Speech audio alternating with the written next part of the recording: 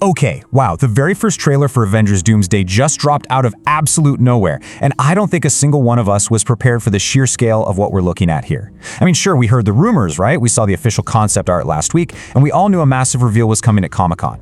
But getting this footage right now, it is a phenomenal surprise. And honestly, simply reading a description of this trailer online, it does not do justice to actually witnessing the reality of it on screen. The scope is just terrifying, and the stakes are literally everything.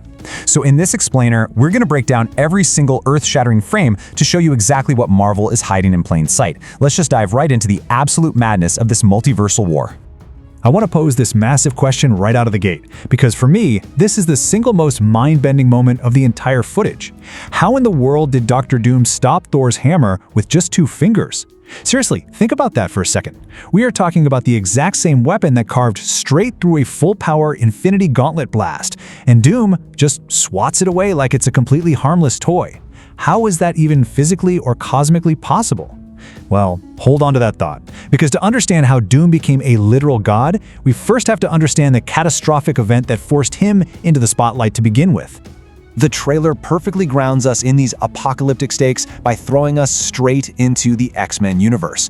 We see that classic Xavier's School for Gifted Youngsters sign, specifically recalling those early Fox X-Men films, which is awesome, before cutting directly to Professor Charles Xavier. He's staring out of a window, and in the reflection, we see something massive, round, and burning getting closer and closer. The heat is so intense that Professor X can barely even withstand it. What you are witnessing right here is an incursion, the catastrophic collision of 2 universes resulting in the absolute destruction of one or both Earths. Remember when Mr. Fantastic warned Doctor Strange about the boundaries of universes collapsing? Yeah, this is the horrifying reality of that warning. 2 Earths are currently occupying the exact same space, and they're on a direct collision course. And the timeline for this apocalypse? It is terrifyingly short. In the background of all this destruction, we hear Robert Downey Jr. delivering this genuinely chilling line with a distinctly menacing Latvian accent. He states that, "Before the sun sets today, a decision must be made."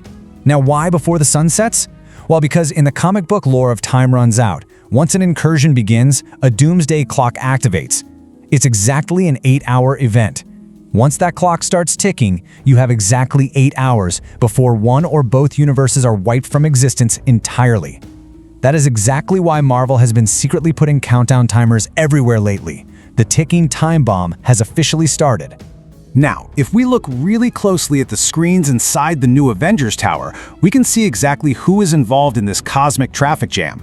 We're looking at a massive 3-way multiversal collision. We've got Earth 616, which you know is our main MCU timeline. We've got Earth 828, the home of our new Fantastic Four. And finally, the X-Men universe. 3 colliding realities, all hurtling toward a single fatal impact point.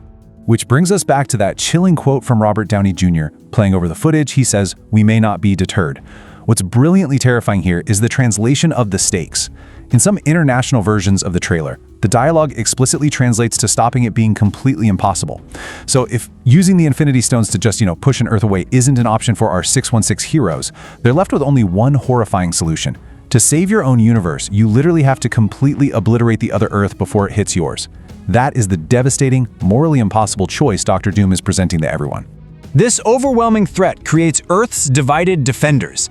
Because the danger is so massive, our heroes just can't group up in New York this time around.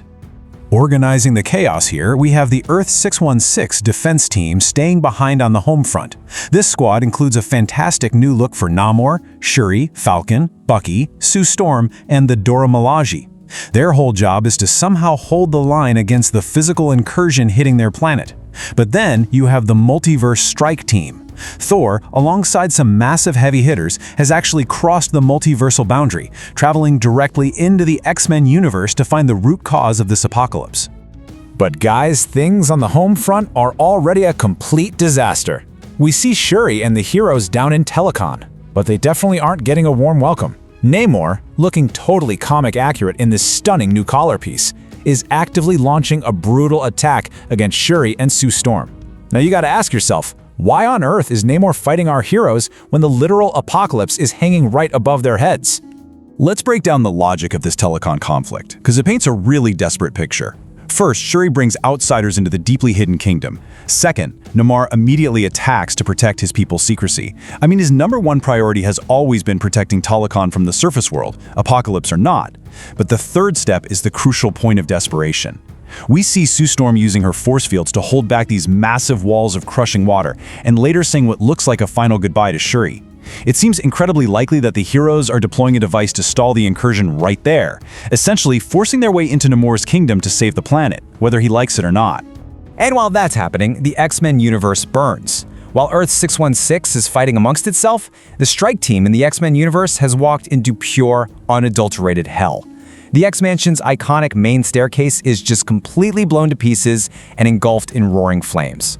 And right in the middle of this burning mansion, we get what might actually be the most visually stunning and completely unexpected matchup in superhero cinematic history. Earth 616's Shang-Chi is throwing down with the X-Men universe's Gambit. 5 years ago, nobody would have ever predicted this crossover, and seeing Shang-Chi's 10 rings clash against Gambit's kinetically charged cards on screen is absolutely wild. Notice the sheer tactical advantage Shang-Chi's unstoppable rings give him here. Gambit is a mutant who can charge playing cards until they explode with devastating force. But Shang-Chi, he was trained from childhood to be the ultimate, untouchable martial artist. We see him effortlessly weaving and dodging through this relentless barrage of exploding cards, using the godly power of the 10 rings to swat away the kinetic blasts and gain the absolute upper hand. It's a total masterpiece of action choreography, designed to keep your eyes completely glued to the screen. But Shang-Chi and Gambit are really just the tip of the iceberg in this chaotic X universe. We've got James Marsden Cyclops, finally wearing a breathtaking comic-accurate visor, by the way, firing full-force optic blasts straight into the legs of giant, terrifying Sentinels. Then we get this brilliant, chilling reveal of Mystique impersonating Yelena Belova. Why? Most likely to manipulate someone incredibly unstable, possibly the Void, who we know is lurking around the edges of this conflict. And honestly, the most concerning part of all? Missing Omega-level mutants who could end this fight in seconds, like Magneto and Professor X, are just completely absent from the battlefield. They've either been neutralized, or something much, much worse has happened to them. All of this destruction perfectly sets the stage for Dr. Doom's ultimate power. This takes us right into the belly of the beast for the most anticipated confrontation of the trailer. Thor, surrounded by absolute wasteland debris, is roaring with the kind of primal rage we haven't seen since Thanos killed Loki right in front of him. He launches himself at Dr. Doom, fully charged with blinding lightning. And Dr. Doom simply stops the attack with 2 fingers. To understand this impossible feat, we have to look at Doom's arsenal. Victor Von Doom is terrifying because he possesses the science and advanced technology of Tony Stark, perfectly combined with the sorcery and mastery of magic of Doctor Strange. But it's that third power that makes him a god: cosmic power absorption. Doom has tech that allows him to siphon and literally steal the raw abilities of cosmic beings. So, who exactly did Doom absorb to get this strong?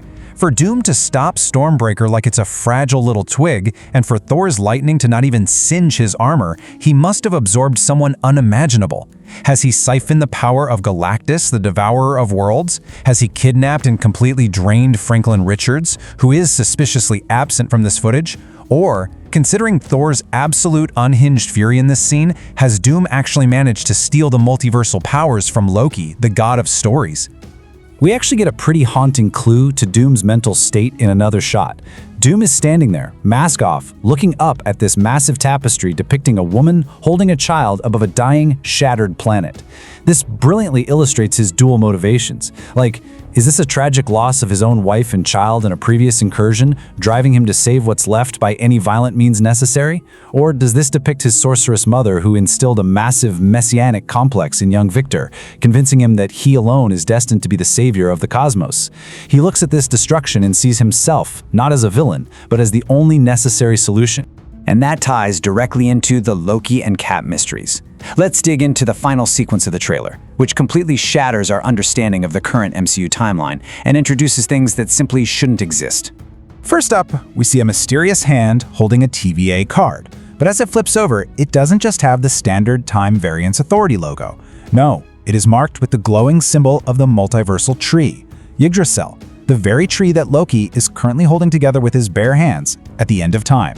We then see a brief chaotic glimpse of Loki back in his TVA uniform in a mysterious location. This raises a genuinely terrifying question. At the end of the Loki series, we all saw him sacrifice his freedom to hold the timelines together. So, has Loki been forcibly removed from his throne?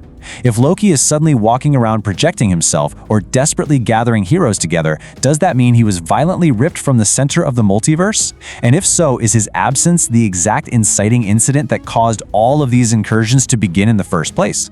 But hey, if that wasn't enough to completely break your brain, Thor says the only way they win this war is if a miracle happens. The camera slowly pans, and Thor holds out a restored Mjolnir to test a figure standing deep in the shadows.